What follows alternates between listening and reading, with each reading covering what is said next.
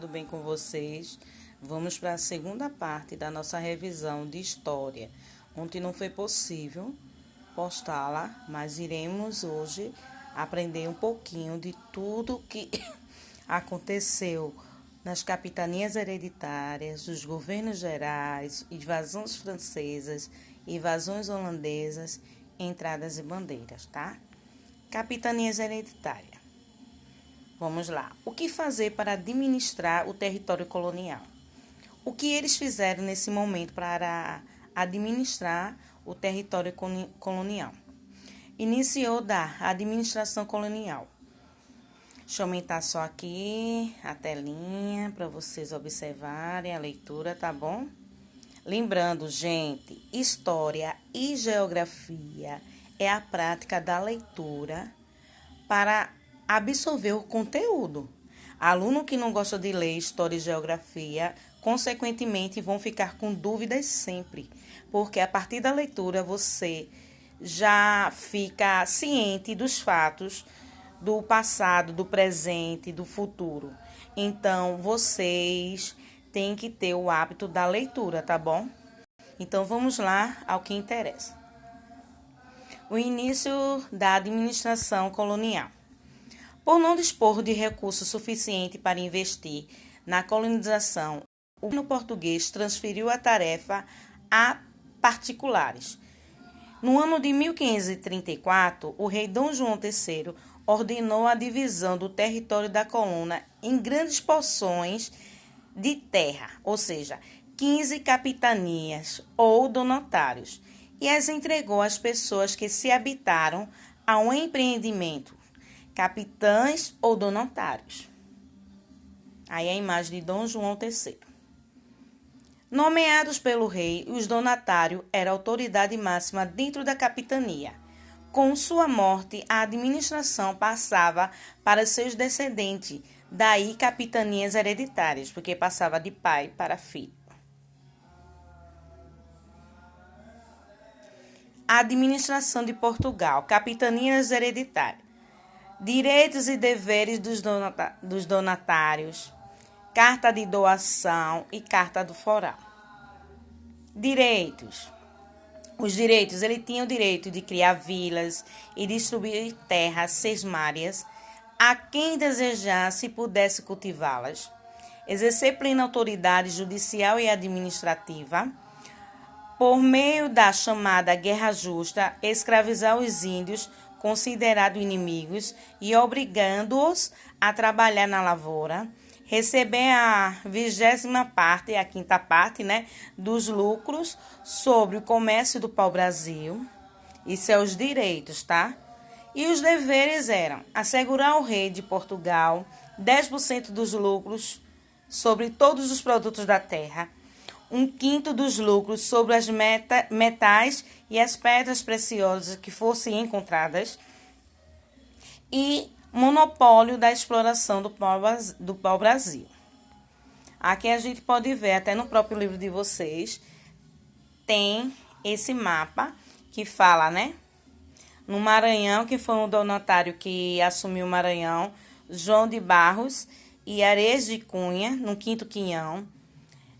Depois, Fernão Alves de Andrade, no Ceará, Antônio Cardoso de Barros, no Rio Grande, João de Barros, Arias da Cunha, que era o 1º quião, Itamaracá, Peros Lopes de Souza, no 3º, Pernambuco, Duarte Coelho, Bahia de Todos os Santos, Francisco Pereira Coutinho, Ilhéus, Jorge de Figueiredo Correia, Porto Seguro, Pero de Campos Tourinho, Espírito Santo, Vasco Fernandes Coutinho, São Tomé, Pero de Góes, São Vicente, Martim Afonso de Souza, Santo Amaro, Pero Lopes de Souza e São Vicente, Martim Afonso de Souza. Ou seja, Martim Afonso de Souza ficou em São Vicente no 2º quião e no 1º.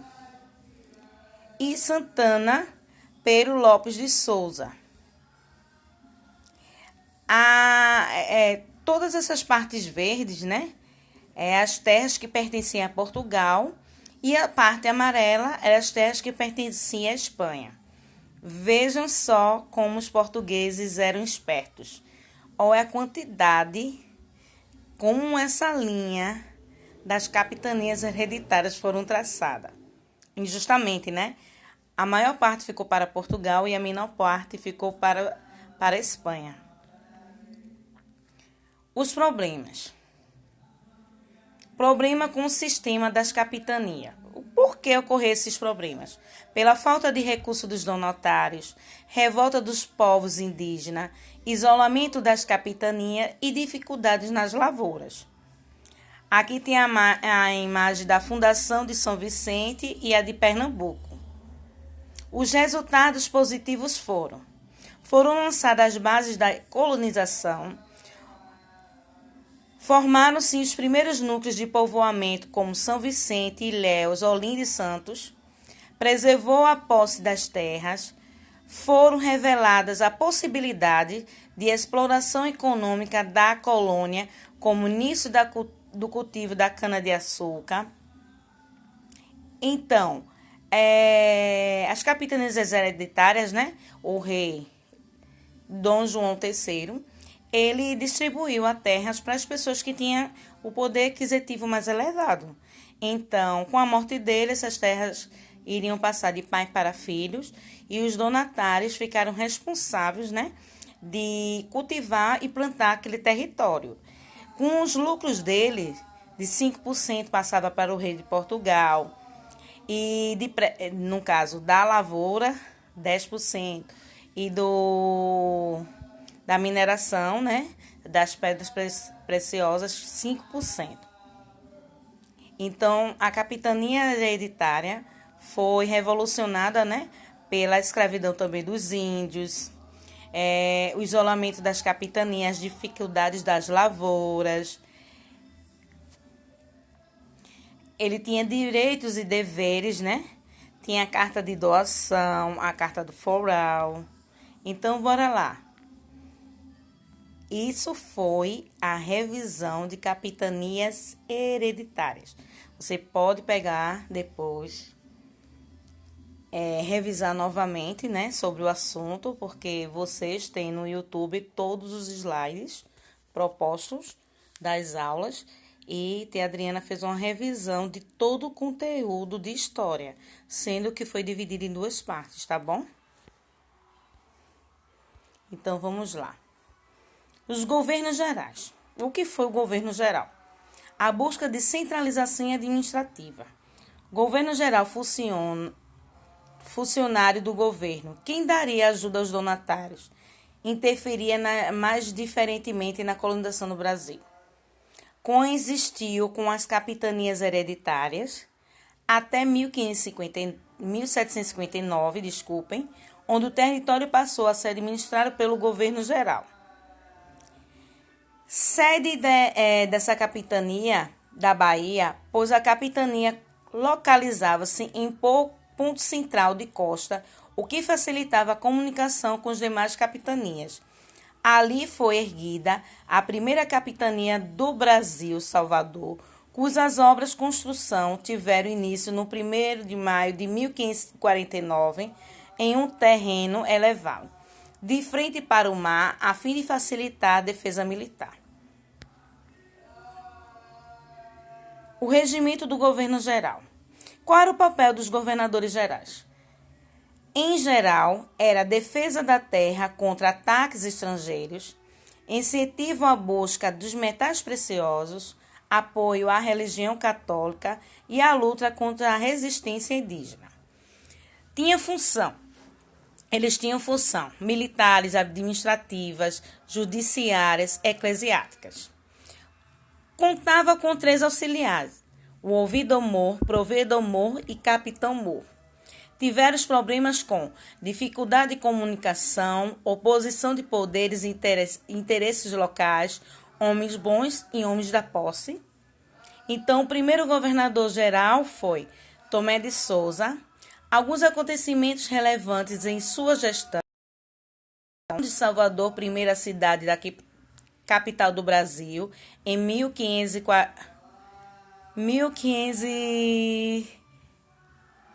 Desculpa, eu errei aqui. 1546. 1549, tá? É porque ficaria de 1546 a 1549, eu digitei errado. A criação do primeiro bispato brasileiro em 1551, chefiado pelo bispo Dom Pedro Fernandes Sardinha, a implantação da pecuária e o incentivo ao cultivo da cana-de-açúcar, a organização de expedições para penetrar no território à procura de metais preciosos, porém sem sucesso, como ele vieram os 6 jesuítas chefiados pelo padre português Manuel da Nóbrega, com a missão de catequizar os indígenas, o projeto de aculturação dos indígenas, ou seja, os jesuítas faziam parte de um mundo regulado pelas normas e pelos costumes da sociedade. Católicos europeus e não aceitavam, não compreendiam diversos elementos das culturas indígenas e que se expressavam em aspectos como a nudez, a poligonia, a antropofagia e as crenças próprias. Reuniam os índios em aldeamentos ou aldeias. Manuel da Nóbrega aqui. Acima aqui, ó, tá Tomé de Souza, aqui no Manuel da Nóbrega.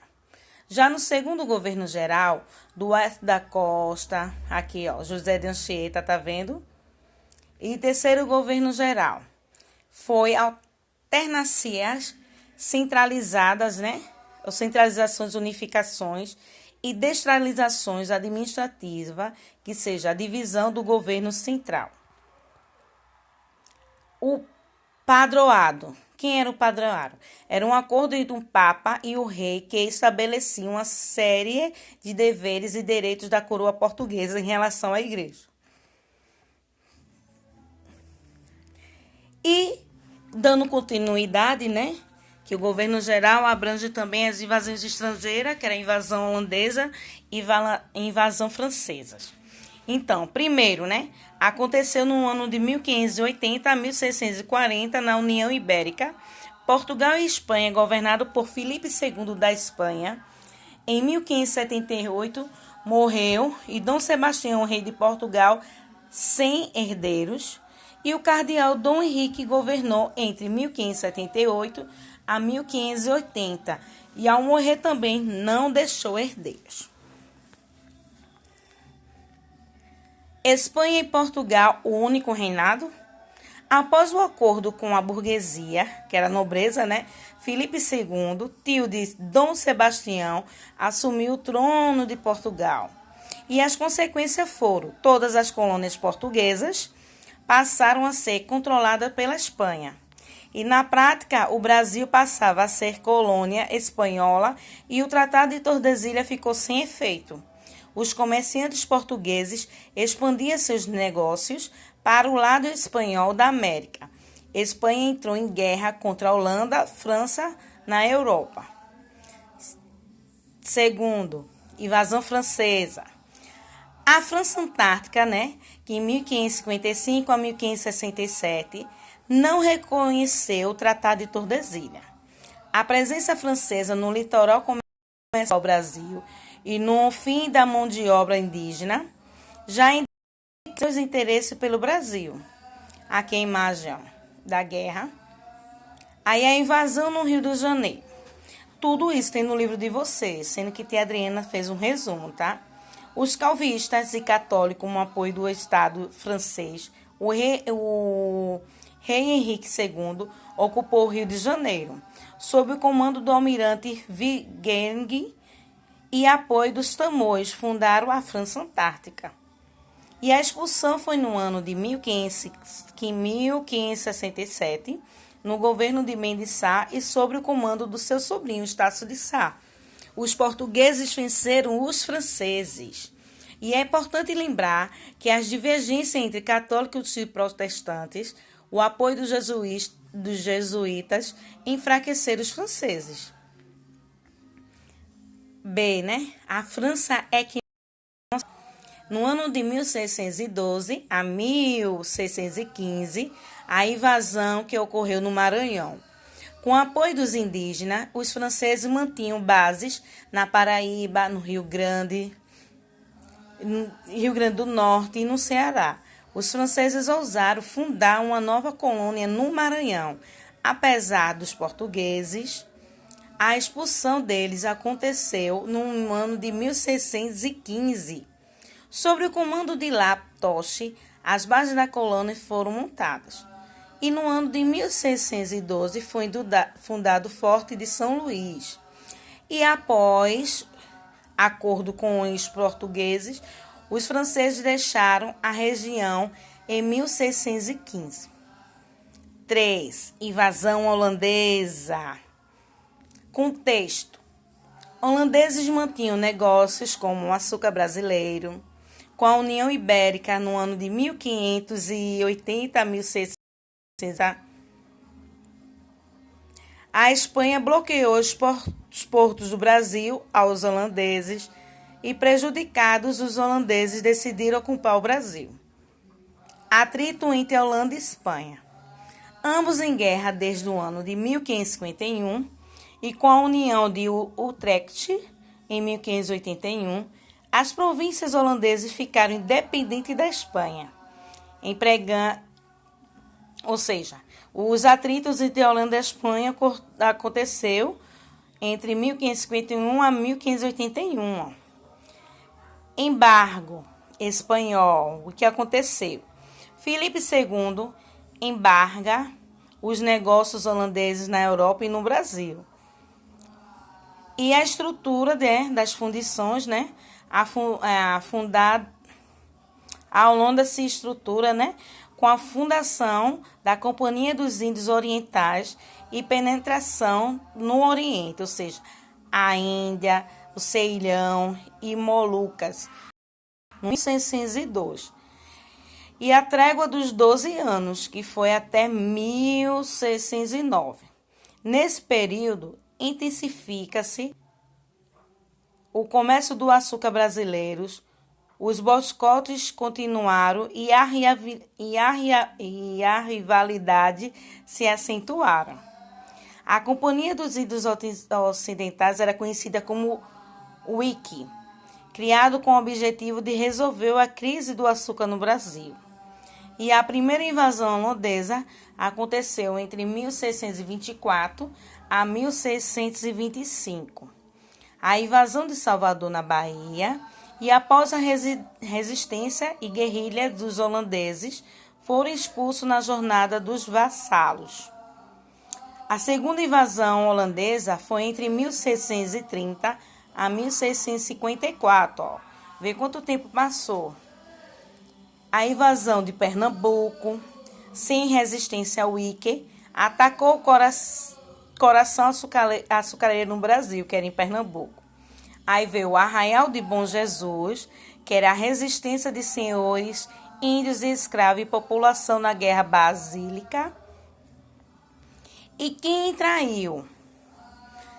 E a traição e a derrota do governo geral, ou seja, da invasão holandesa, Domingos Fernandes Calabar uniu-se aos invasores que venceram a resistência nativa.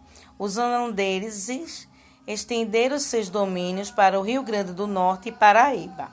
E Maurício de Nassau, no ano de 1637 a 1654, consolidou o domínio holandês, ampliou os negócios holandeses na África. E a trégua foi de 10 anos, no ano de 1641 a 1651. Em troca da tragédia, apoiou os portugueses pela restauração monetária de 1640. A administração de Nassau, Boas relações com a população, a modernização dos engenhos como os empréstimos, escravos e máquinas, permitiu a participação política dos senhores nos escambinos, que era escambo, serviço de troca, permitiu liberdade de culto e modernizou e embelezou Recife com as suas esculturas.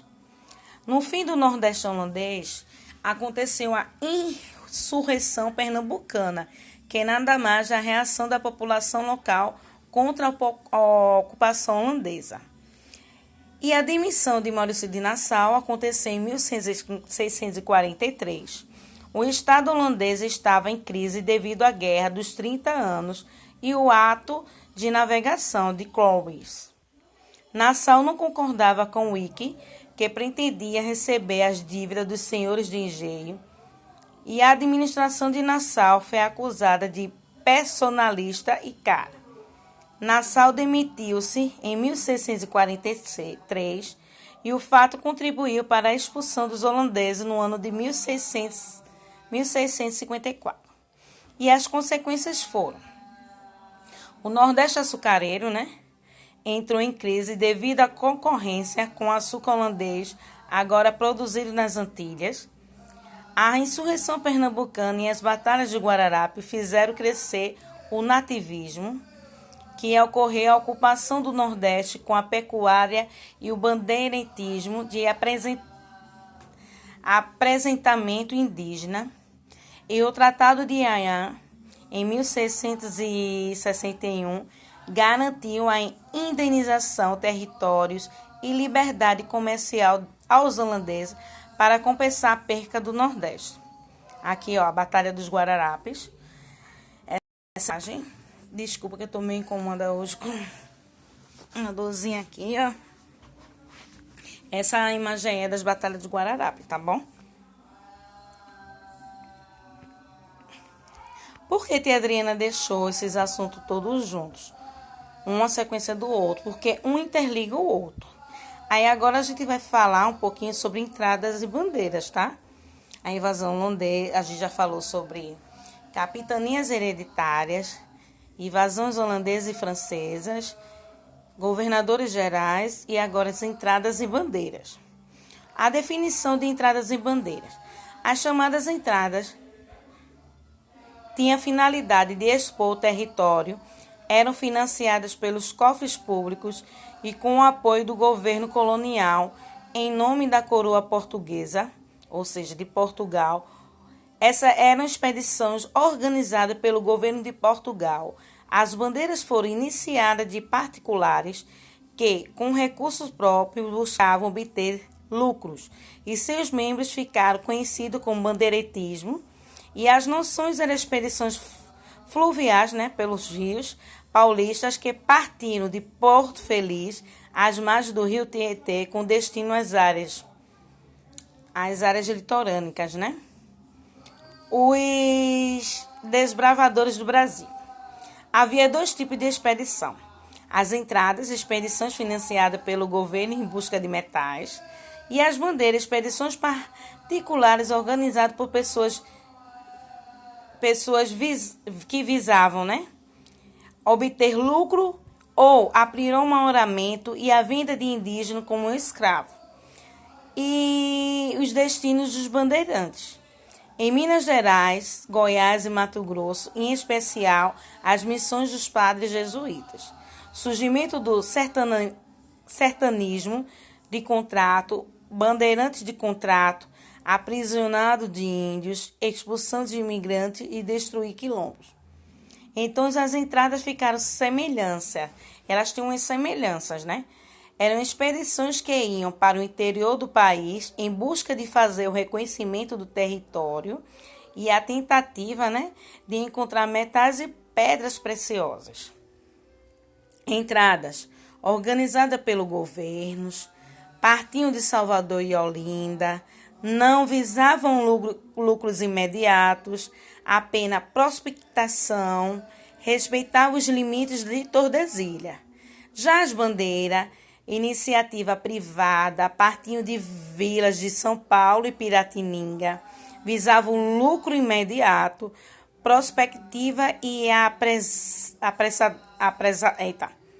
apressamento, não respeitava os limites do total de Tordesilhas. Então, as entradas são pessoas, mais concentradas. As bandeiras eram as pessoas mais gananciosas. Fatores que fizeram de São Vicente o centro de irradiador de maior das bandeiras. A decadência econômica da capitania, que não produziu açúcar, a falta de contato cidadania em relação ao sítio povoado fez com que seus moradores procurassem o interior. Sem opção para a agricultura, os paulistas saíam à procura de metais preciosos, a caça de índios para substituir a mão de obra escrava que estava em falta para a produção do açúcar, a invasão holandesa nas regiões da África e de onde o negro vinha. O que era os bandeirantismo, ou seja, bandeirantes. Modo de vida apenas mantimentos básicos como cabaças cheias de sal e farinha de guerra, feita de mandioca ou milho. Os bandeirantes completavam a alimentação com cachaça. Com caça, pesca, frutas silvestres, raízes, tubérculos, além de outros índices encontrados na natureza, quando bandeiras eram mais longas. Os bandeirantes saqueavam as roças indígenas de feijão, milho e mandioca. Mesmo assim, a fome era uma condição presente ao longo do caminho. Consequência, ampliar as fronteiras da América Portuguesa. Os tipos de bandeira. Existem os tipos de bandeira, né? De caça ao índio ou de apresentamento das bandeiras de lavoura ou de ouro e diamantes. E as noções sertanismo de contrato. De caça ao índio. Século XVII, os holandeses conquistaram as regiões fornecedoras de escravos na África e as regiões produtoras de açúcar no Nordeste brasileiro. Monopolizando o tráfico negreiro, só fornecia escravos às regiões brasileiras que estavam sob seu domínio. A Bahia e o Rio de Janeiro, falta de mão de obra utilizada do índio, os bandeirantes ingressavam numa base e apresentamento maciço, penetrando no sertão, atacando as missões jesuítas nas reduções indígenas e estavam acostumados aos costumes portugueses. Guaianá, Italim e Itapé, localizado na região Paraná, Paraguai e Rio Grande do Sul. Destacaram-se a de Antônio Raposa Tavares e Manuel Preto, com a reconquista de Angola em 1648 por Portugal e restabelecimento ao tráfico negreiro para o Brasil português. Negros mais lucrativos, o negro passava para Portugal e deixava de ser escravo, né? A descoberta do ouro.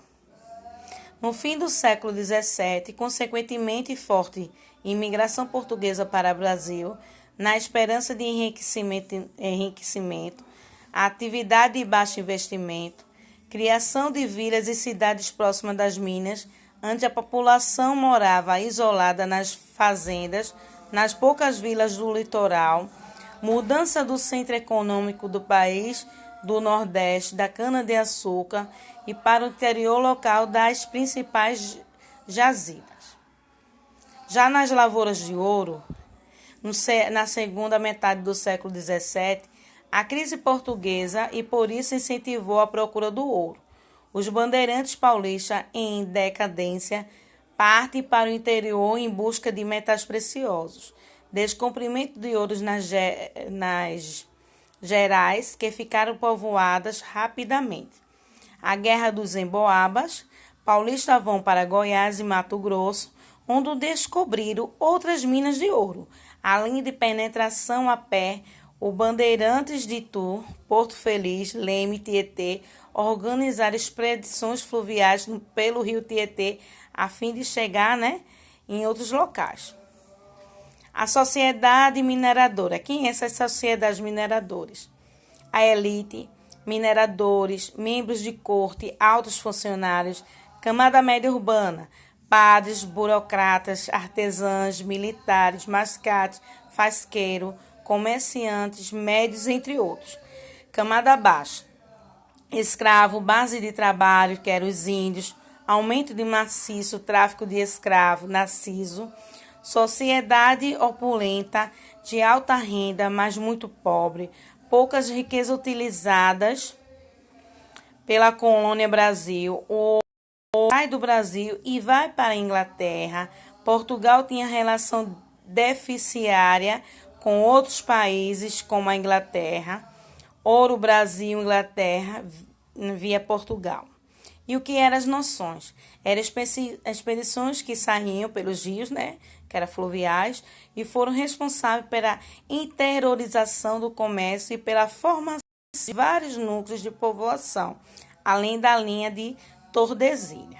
As consequências dessas bandeiras foram positivas e negativas, onde a positiva, deixa eu aumentar aqui, a positiva forneceram trabalhadores para o engenho cariocas e nordestinos, descobriram ouro e pedras preciosas em Goiás, Mato Grosso e Minas Gerais, ajudaram a implantar a pecuária no Nordeste e o aumento do território brasileiro com a queda da linha do Tordesilhas. Já as negativas, o genocídio dos índios e o abandono da agricultura. Então, a gente pode aprender um pouco, né, nessa uma revisão bem longa, mas teve que ser dividida em duas partes, onde a gente tem que ter o hábito da leitura para compreender o que de fato fala em história. Então, não adianta só ter a Adriana estar falando aqui e você só absorver. Vocês têm que fazer a releitura para compreender melhor, tá bom? Então, beijinho e a nossa revisão de história, tá?